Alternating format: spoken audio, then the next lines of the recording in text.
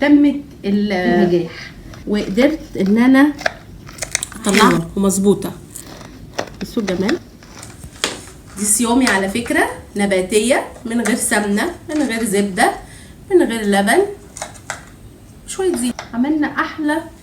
بصي طبق كنافه لو هتشتريه من الشارع برقم خزعبلي. بصوا الجمال. بصوا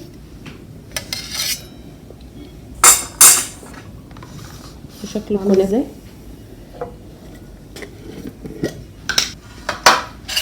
طبعا اللي ما جربش الكنافه بالفراوله فاتوا كتير قوي. دي فراوله بيتي انا اللي عاملاها. بصوا الجمال تحفه. جربوا كده الكنافه بالفراوله، ويا سلام لو فراوله انت عاملاها في بيتك. عظمه يا ست. ودي اول حاجه نخش في الكنافه على طول عشان ما نضيعش وقت حضراتكم. معانا كوبايه ونص من السكر، هحط قصادهم كوبايتين من الميه، وبرده التحليه ترجع لحضرتك. لو حابه السكر زياده شويه حطي كوبايتين سكر وكوبايتين ميه. هندي ظرفين من الفانيليا وندي عصره نص ليمونه بس، ونحط الكلام ده على البوتاجاز يغلي شويه. يعني لا عايزينه تقيل ولا عايزينه خفيف. كنافه الشرباطه شربات الكنافه بيبقى متوسط، لا هو تقيل ولا هو خفيف، وبيبقى بارد تماما. الكنافه برضو بتبقى بارده تماما بعد ما بتطلع من الفرن. نيجي بقى هنا معايا نص كيلو من الكنافه، بجيبها الاول بفككها من بعضها كويس جدا. دي كنافه كانت عندي في الفريزر، يعني مش صبحه. طبعا لو صبحه طبعا بتبقى احسن وافضل، لكن كان عندي نص كيلو. وبعدين قلت بنت قومي يلا اعملي حاجه حلوه كده اهوت في الصيام ده. يعني ايه، الواحد بيبقى عايز حاجه مسكره.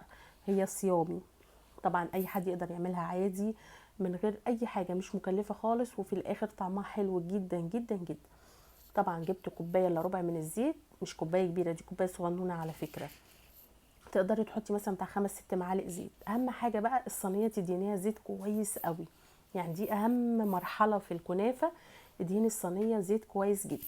بعد ما تدهنيها زيت كويس وتفككي الكنافه كويس وتحطي عليها شويه الزيت، بتقومي حاطه. يعني انا جايبه نص كيلو، خدت ربع حطيته في الارضيه بتاعه الصينيه، والربع التاني هو انا مش وزنته بالويم كده اهو. المهم تكبسيه كويس بعد ما تدهني الصينيه زيت، وتحطي ربع الكنافه.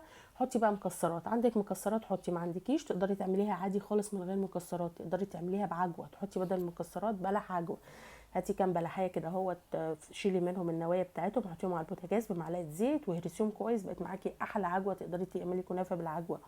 تقدري تحطي فراوله، تقدري تحطي مانجا، تقدري تحطي اي نوع فاكهه انت حباه متوفر عندك. مفيش ده وده وده، تقدري تعمليها ساده ومش هتقول لا.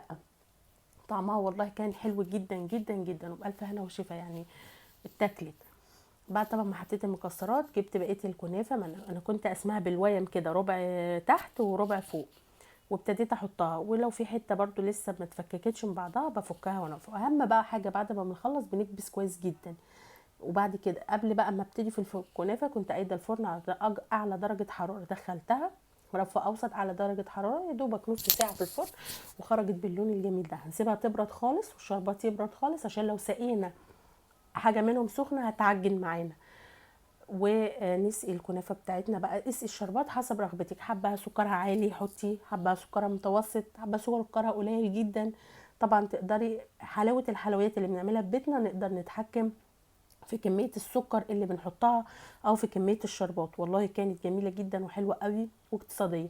نسيت اقول لكم انا حطيت سنه من الزعفران، بس مش الزعفران اللي هو بحطه في الدقيق واقلي بيه السمك وكده هوت، لا ده زعفران للحلويات. كان عندي. بصوا احنا عاملين النهارده حاجات عظمه.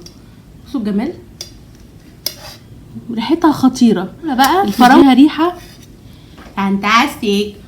بصوا كمان.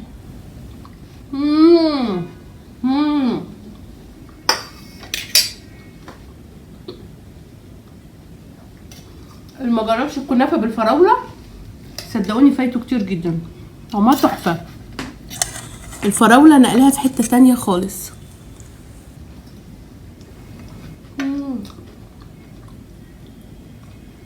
لا ميكس كده تحفه. انت مش عارفه بتاكلي كنافه ولا بتاكلي فراوله تشيز كيك. يا رب بس تكونوا عجبكم.